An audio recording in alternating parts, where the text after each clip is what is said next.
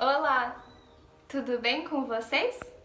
O meu nome é Natália, eu sou de Blumenau e hoje eu vou contar uma história e eu gostaria que vocês escrevessem ela nos comentários.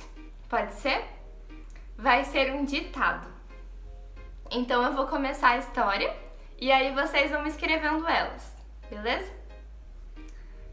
Meu nome é Lisa. Eu sou uma estudante. Estou na terceira série.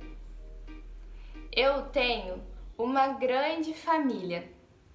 Uma mãe, um pai, uma irmã, um irmão.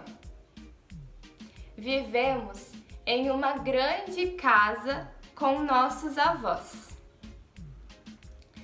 Também temos um cão e um gato.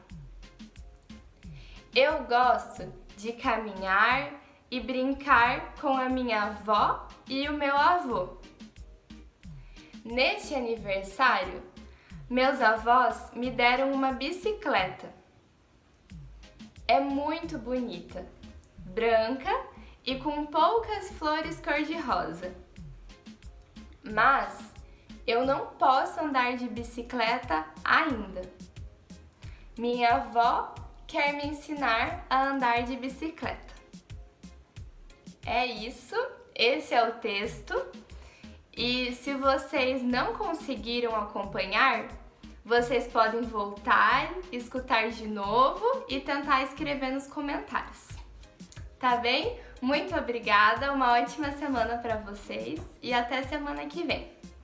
Beijo!